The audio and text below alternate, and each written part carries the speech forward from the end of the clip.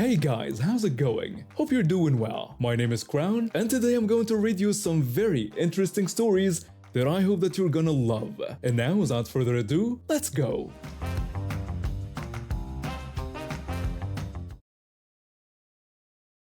Let me tell you about the time I had taught a couple of litter bugs a lesson they wouldn't forget. My husband and I have been planning our Disney World trip for months. We both needed a break from our hectic lives. This vacation was supposed to be our chance to reconnect and forget about our troubles for a while. We arrived in Orlando on a sweltering summer day. The heat hit us like a wall as soon as we stepped off the plane. After checking into our hotel near the park, we realized we'd forgotten a few essentials. My husband suggested we make a quick run to the nearest Walmart before heading to the park. As we pulled into the Walmart parking lot, I offered to wait in the car while my husband went inside. I was feeling a bit overwhelmed by the heat and crowds, and needed a moment to myself. Little did I know I was about to witness something that would make my blood boil. I was scrolling through my phone when a car pulled up a couple spots away from me. Two women, probably in their late 40s or early 50s, got out. They looked like they'd just come out from a day at the beach, sunburned and tired. What happened next left me speechless. These women grabbed a shopping cart and started emptying trash from their back seat into it. I'm talking fast food wrappers, soda cans, cigarette boxes, you name it. I figured they were being responsible and cleaning out their cars before going into the store. But then, to my utter disbelief, they just left the cart full of garbage a few feet from their car and walked away. And you know what? There was a trash can literally steps away from where they abandoned the cart. I couldn't believe what I was seeing. Who raises people to think this kind of behavior is okay? I sat there fuming. I've always been passionate about environmental issues, and seeing such blatant disregard for our planet and the people who have to clean up after these slops made my blood pressure skyrocket. I wanted to confront them, to make them understand how selfish and inconsiderate their actions were, but confrontation had never been my strong suit. As I was trying to calm myself down, I noticed something that made the mischievous idea pop into my head. They had left their car windows cracked open. In this Florida heat, it made sense. Nobody wants to come back to a car that feels like an oven. But in that moment, it felt like karma was giving me an opportunity. I looked around to make sure no one was watching. Then, taking a deep breath, I got out of my car and walked over to their trash-filled cart. I grabbed handful after handful of their garbage and started shoving it back into their car through the cracked windows. Me, muttering to myself, "You want a litter? Fine. Have your litter back." The half-empty soda cups spilled onto their seats. Greasy burger wrappers slid down between the cushions. Cigarette ash dusted their floor mats, and it was just gross. But it felt so right. Once I'd emptied the cart, I wiped my hands on my shorts and returned the cart to the corral. Then I hurried back to my car, heat pounding, and waited. My husband returned before the women did, so I didn't get to see their reactions. But as we drove away, I couldn't help but imagine the scene. Karen 1 opening the car door. "What the? Our trash?" Karen 2. "How did it get back in here? And why is everything so messy? It smells awful. The heat must have made everything spoil. This is going to take forever to clean up. Now look at the stains on the seats." Me and my imagination? That's what you get for being inconsiderate litter bugs. As we headed to the park, I told my husband what had happened. He was surprised. He'd never seen me do anything like that before, but he agreed that they had it coming. For the rest of our trip, every time I saw someone properly dispose of their trash, I felt a little surge of pride. I may not have changed the world, but for a moment, I'd stood up against the kind of thoughtless behavior that makes our planet a little worse every day. I don't know if those women ever figured out what happened or if they learned their lesson, but I like to think that somewhere out there is a car that still faintly smells of old fast food, reminding its owners to always throw their trash away properly. About a year ago, I was working as a paralegal at a small law firm, mostly handling paperwork and doing research for the attorneys. One day, my boss called me into his office and told me about a case that had just came across his desk. It was a drunk driving incident that resulted in a fatality. As he briefed me on the details, I felt a chill run down my spine. The victim was a close friend of mine from college. We'd lost touch over the years, but I still remembered him fondly. He was always the life of the party, with a smile that could light up a room. And now he was gone, all because some entitled woman decided to get behind the wheel after having one too many. My boss must have sensed my connection to the case, but he asked if I wanted to be involved. Without hesitation, I said yes. I knew it would be difficult, but I felt like I owed it to my friend to see this through. Over the next few months, I threw myself into the case. I spent countless hours going over police reports, witness statements, and toxicology results. The more I learned, the angrier I became. The woman responsible for my friend's death, let's call her Karen, had a history of reckless driving. She'd been caught speeding multiple times and had even had her license suspended once before for driving under the influence.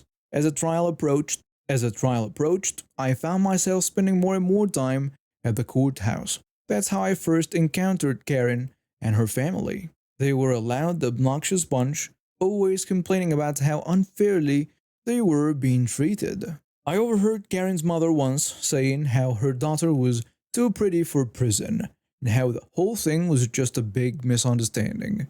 The day of the sentencing finally arrived. I sat in the back of the courtroom, my heart pounding as the judge prepared to deliver his verdict. Karen sat at the defendant's table, looking smug as ever.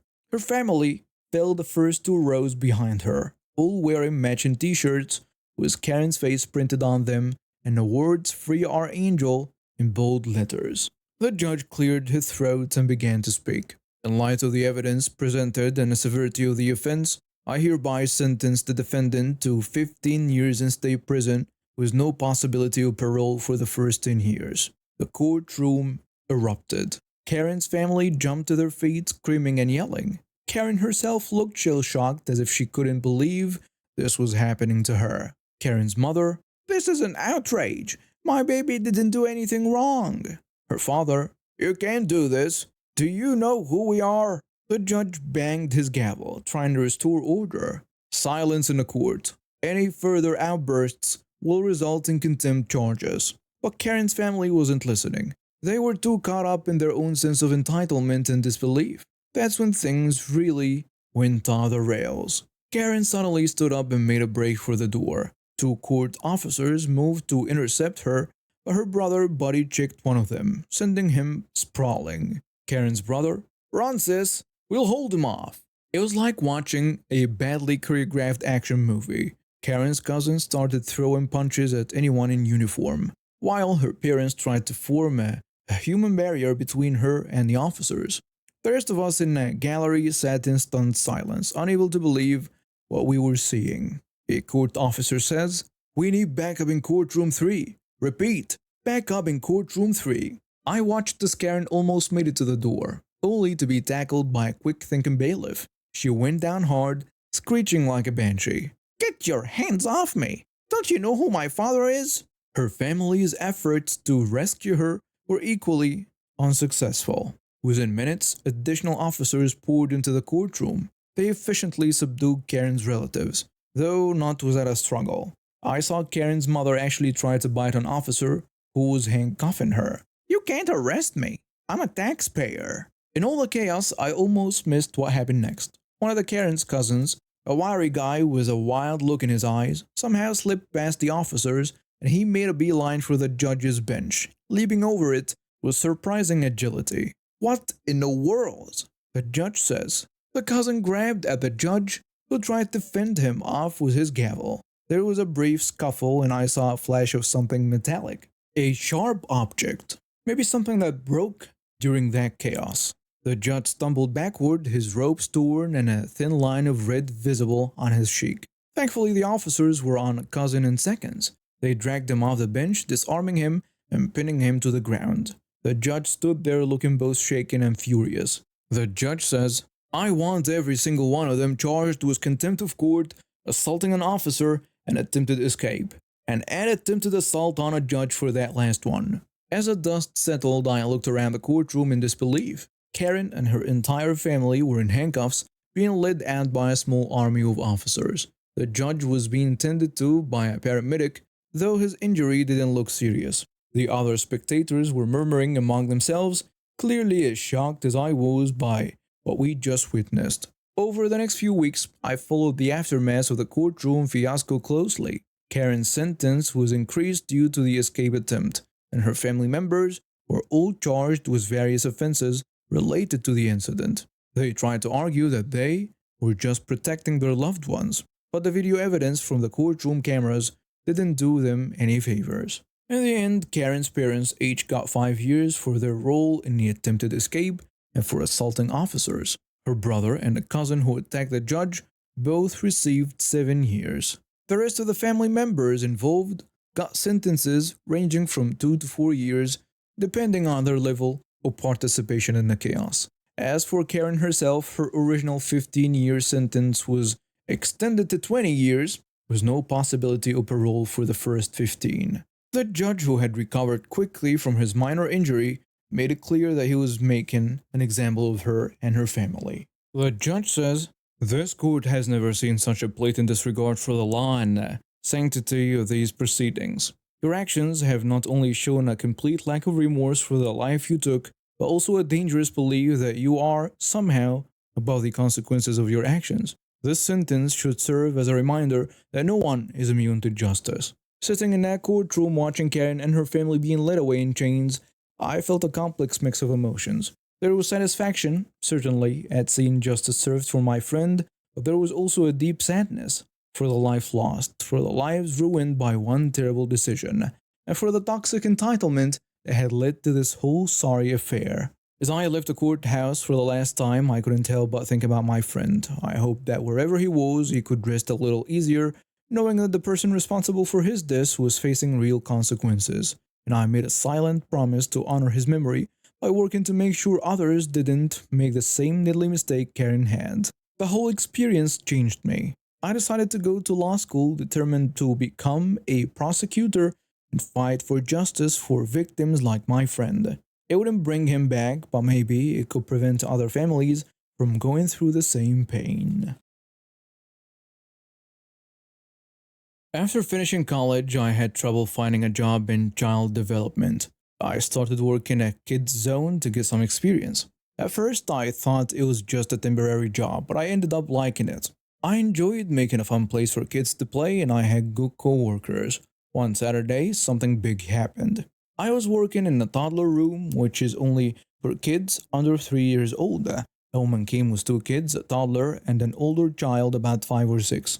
I tried to explain our rules, but the woman got angry. She said, "My older son is coming in too. I have no one else to watch him." I told her that older kids weren't allowed in this room for safety reasons. The woman got even angrier and started yelling. She said we were making up rules and that she'd been here before with both kids. I stayed calm and explained that if that happened before, it was a mistake. The woman then told her younger child, "This mean person says you can't have fun." Both kids started crying. The woman said she'd complain about me and left angrily, and I felt shaken but relieved it was over. Later, I talked to my supervisor about what happened. She told me the woman had complained, but they supported me. Then she shared something funny. A regular customer who's a lawyer specializing in child safety laws had heard everything. This lawyer stepped in and explained to the angry mom that our rules were actually required by law. She even showed the mom the laws on her phone. The lawyer then suggested that if the mom was having trouble watching both kids, maybe she should bring another adult next time. She said this in a really nice way, like she was trying to help. The angry mom turned red, mumbled something about never coming back, and left quickly. But before she could go, the lawyer gave her a business card and said to call if she ever needed help understanding childcare laws. My supervisor and I laughed about how things turned out. We felt good knowing we did the right thing. The woman had threatened to write a bad review online, but we haven't seen it yet.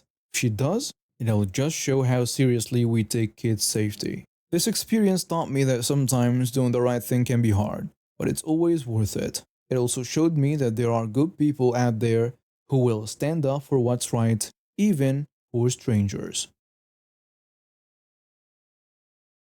I was just a small town girl with big dreams, working as a nurse at the local hospital. That's where I met him. Tall, charming, and always with a kind word for everyone. We hit it off immediately, and before I knew it, we were planning our future together. Everything seemed perfect. We were engaged, saving up for a house, and I was head over heels in love. But then things started to change. He became distant, always making excuses about working late or having to go out of town for business. At first, I didn't think much of it. I trusted him completely. But then the whispers started. People in town giving me pitying looks, hushed conversations that stopped when I walked by, and it was my best friend who finally broke the news to me.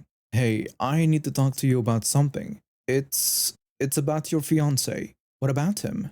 I've been hearing some things. He's been seen with another woman in Dallas. A lot. What? No, that can't be right. He's just been busy with work. I'm sorry, but there is more. People are saying they are involved in some shady business. Drugs, maybe. I didn't want to believe it, but the more I paid attention, the more things didn't add up. His explanations for his absences became flimsier, and he started getting defensive whenever I asked questions. Then came the final straw. One night, I overheard him on the phone. Yeah, we need to be careful. The law's watching the house. Too much traffic going on and out. Then an unknown voice saying, what are we gonna do? Just tell everyone to stay away for a while. We'll figure something out. My heart shattered. Everything I thought I knew about him, about us, was a lie. I confronted him, and he didn't even have the decency to deny it. He just stood there cold and unfeeling, as if the last 2 years meant nothing. How could you do this? To me? To us? Things change. People change. I'm not the same person I was when we met. So that's it? You're throwing away our future for what? Drugs? Some woman in Dallas? It's not that simple. You wouldn't understand. You're right. I don't understand. And I don't want to. Get out. He left without another word, taking my dreams and trust with him.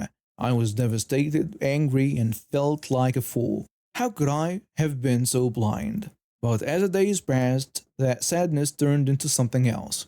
A desire for justice, or maybe just plain old revenge. That's when I remembered something he'd mentioned once. How easy it was to place ads in a newspaper.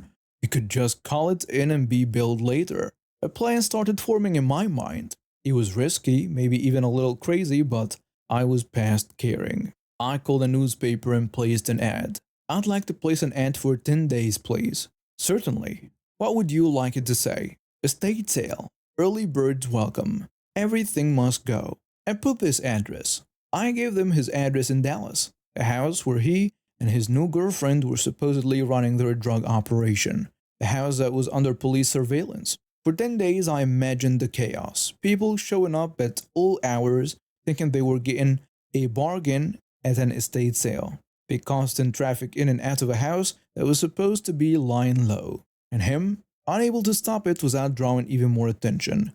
A week after the ad ran, my best friend called me. You're not gonna believe this. Your ex, he got arrested. What? How? Apparently, there was some crazy estate sale at his place in Dallas. People were showing up at all hours. Police couldn't ignore it anymore and raided the place. Found a ton of drugs.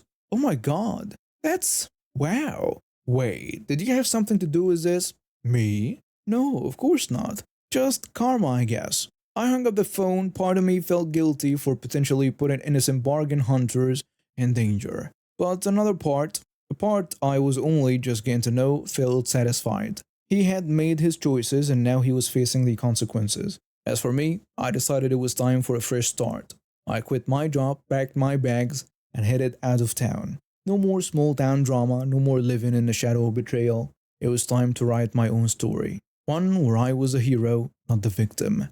Looking back, I'm not proud of what I did, but I'm not sorry either. Sometimes, you have to take matters into your own hands to find closure. And if that closure comes with a side of sweet, sweet revenge, well, that's just the cherry on top. And now we have reached the end of today's stories. Thank you for watching and see you next time.